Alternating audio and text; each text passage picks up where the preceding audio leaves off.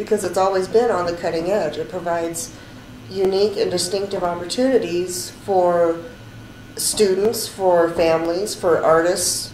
You know, the artists have a place to, you know, try out new things as well as expand the minds of their students. Students have a unique place to come to learn art concepts in a less structured way.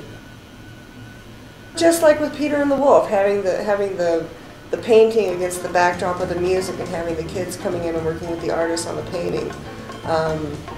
Parents bringing the picnics with their kids so that the kids could run back and forth and do what they were doing throughout the performance. Nobody else was doing that. Lunchtime performance series that we did, that was something else that was huge. You know, provided the free entertainment for the development, for people outside the development. We'd have people come from throughout metro area once a week for the lunchtime performance series. And that was an amazing thing that we did too. And I think it's what kept the museum going as long as it has gone. It's because it's always reaching further to do those other things that may be a little controversial, may be a little unexpected, maybe, you know, a little unorthodox. But it's what keeps people coming back.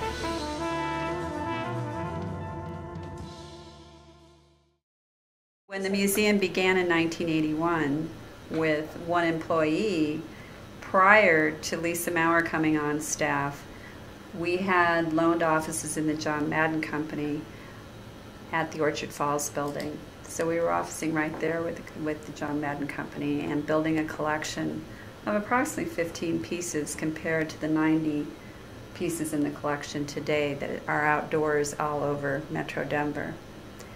And our secondary move happened in Harlequin Plaza when the museum then had its own offices. And then we were operating an education program that was attracting a good 2,000 to 4,000 students a year in private classes and visitations, in outreach programs with the schools that the schools worked with us to develop.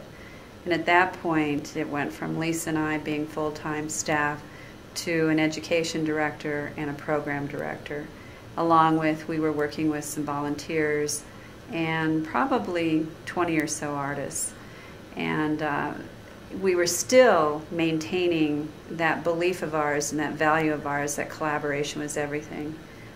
We had begun the Design and Build program, which is a program that a lot of people have spoken about that is definitely a model in collaboration and how process of art transforms the individual and transforms the student. Now, until today, and this is the year 2004 at this point, where the museum has now been an arts center in the city of Inglewood for the past 4 years. And as of today, we have 10 staff members, 50 artists we work with, over 100 schools, and we think we've affected probably 25,000 students in the metro area alone. It means that it's done a lot to help the community. It's a stable institution. I think it shows a lot of community support. And obviously it's done a lot to help kids and show people what art really is. Okay, go. What a beautiful day. Look at those clouds. It's a whimsical place, this Harlequin Plaza. On this day, the Museum of Outdoor Arts is hosting an Alice in Wonderland party for kids and their families. And your hat is so phenomenal. Will you make me one sometime? The museum's mission is environments, creating environments, and bringing education into those environments to make art an everyday experience. We like to bring in, like today's event, we like to integrate the performing arts. We like to do events for families in the outdoors primarily. But the princess ignored it. Well, the spindle piece was on its own small island where people could drive all the way around it. Well, and so children at one point gathered all around it and drew what they thought was a copy of the spindle piece, Oh, right? And it was inviting for kids because of the three-dimensional, the fact that there was a hole, large hole, and kids could climb up on it and straddle the bronze like they're in some kind of a bronze animal, where they could climb through the hole like it was something in an amusement park. And a lot of Moore's things did emulate nature, and you know, bones and pieces of wood, things that are just naturally around, and kids had a great appreciation for this. The fact that the spindle, when it was positioned in Greenwood Plaza, signified the points of the compass, you know, pointing north and with a hole in it from the east and west, and some of us thought how dandy that was.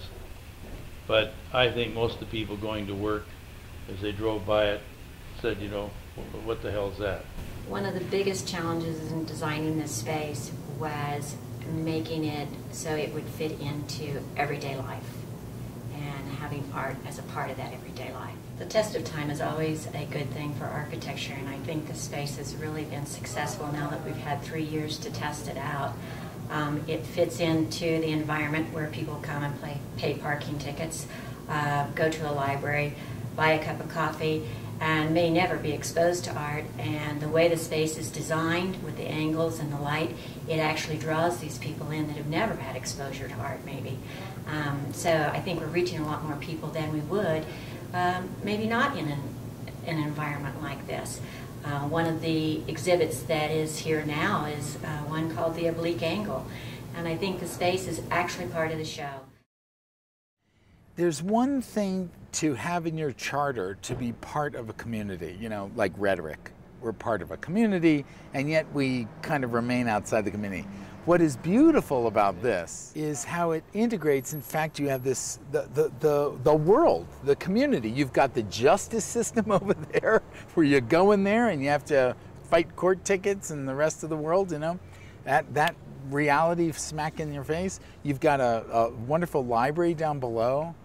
There are light sources. It's an environment that embodies what its principles are.